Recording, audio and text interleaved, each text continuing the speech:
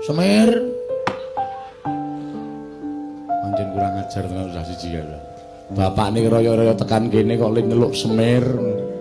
Mbok ya Bapak Semar. Bapak Semar. Wilujeng Pak rawuhipun. Wong tuwa dibasani karo anak ki rasane ning ati kaya disiram tirta wayu sewindu. Rung atus wae, Pak. Sing ngomong rung atus apa? Iki mau kok arep siram. Atiku rasane kaya disiram tirta wayu sewindu. Anyes. Oh. Slamet tekaku, Dole, Bagong.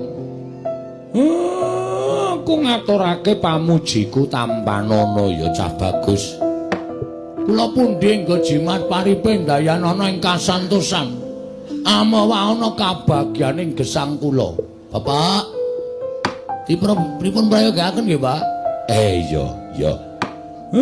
Ya ming aku gumun kowe iki dadi anake Semar kok. Seprana seprene manggon ning kene kok lincak ora ganti-ganti. Nganti mbok tembel nganggo blabak kaya ngene iki. Nek pancen ora duwe iki nyuwun karo bapak. Mesti tak goleke utangan. Padha wae, Pak. Urip ora arep ngebot-boti karo wong tuwa. Prayogaken anggenipun lenggah Bapak Semar. Iya, ora kurang prayoga, Dole. Kamas nolo gareng. Waduh, sian. Biasane nek nyeluki tekle ngono. Ya Kamas nala gareng. Tata krama etok-etok wonten Pasewakan Agung.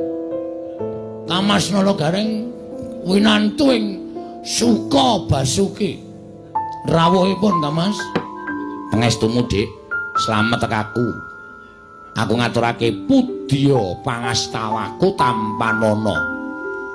Kula pundi nggo jimat paripe ndayanana ing kasantosan. Dipun sekecakaken anggenipun lenggah Kamas. Iya wis ora kurang prayoga. Kamas Petro.